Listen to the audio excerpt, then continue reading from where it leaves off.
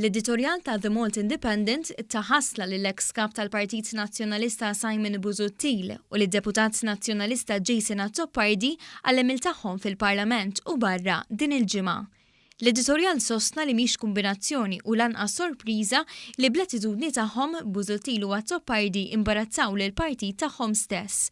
Waqt li fakkar li taħt it-tmexxija ta' Busuttil il-Partit Nazzjonalista għamel l-ikbar telf elettorali fl-istorja, qal li dawn iż-żewġ deputati kienu l-aktar li opponew it-tmexxija ta' Delija, kemm qabel u aktar wara li ħatmun tal-partit.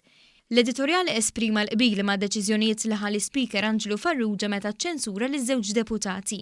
Qal li Busuttil kellu jirtira kliemu fil-konfront tal-Prim Ministru Joseph Muscat, meta allega li l-inkjesta Igrant tneddija meta aċċerta lilu nnifsu li sparixxiet l-evidenza kollha. L-editorjal irrefera wkoll għal ksur ta' privileġġ fil-konfront tal-Ministru Chris Cardona minn Jason Azzopardi, meta fi tweet allega li għandu rabtiet mad-dinja kriminali.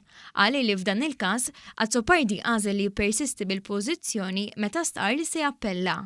Qal li ironikament dan seħħ fl-istess ġimgħa meta kritika rapport fil-ġurnal dwar il-Ministru Cardona billi stqar li l-istorja kienet iffabbrikata. Dan sempliċi fatt li ma kienx taqbel man-narrattiva li nħolqot kontra l-istess Ministru. L-editorjal sostna li dawn il-każijiet u oħrajn qed iwasslu għal qasma ikbar fil-Partit Nazzjonalista, waqt li Delija jinsab kważi iżolat. Irrefera għat neħija tal-kuruna tal-fjuri li Delija poġġa quddiem tifkira ta' Caruana Galizia u qal li dan kien messaġġ biex iżomm il-bot. Innota li ħadd mill-organizzaturi ma ħareġ jikkundanna dan il-ġest, filwaqt li rimarka li Busuttil u Azzopardi ikunu minn ta' quddiem f'dawn l-attivitajiet.